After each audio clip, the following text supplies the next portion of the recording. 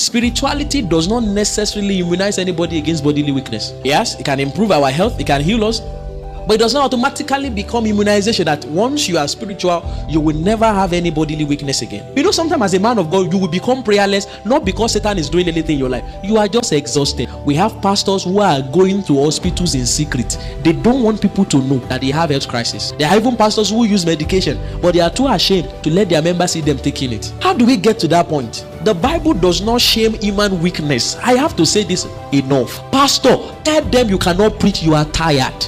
You are exhausted. There's nothing wrong if you sit down on your chair on a Sunday and another pastor is ministry and they say, but it's not the one on the routine. Pastor was going to say, today I'm tired. Let me tell you a story. Long time ago, I was interpreting on a youth Sunday, and because I was gifted with speech and interpretation, and I was also zealous, so I was the only interpreter. That youth service started around 9 a.m. and I was on the pulpit from that point.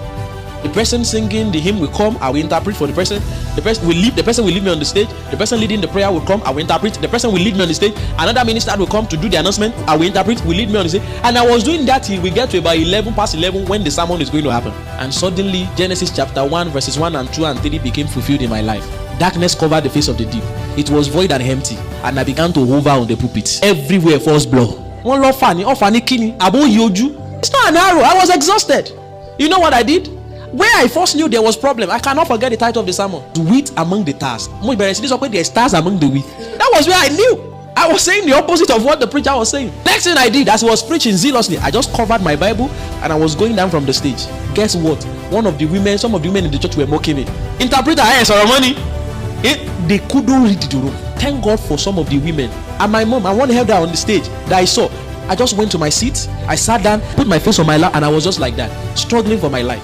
And one of the women came, just held me very close to her side and was dragging me outside the church.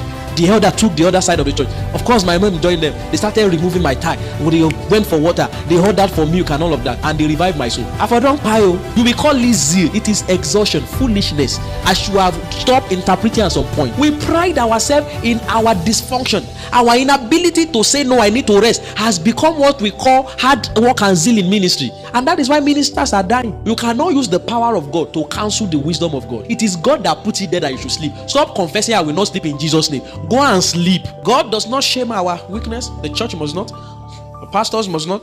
And fellow believer must not.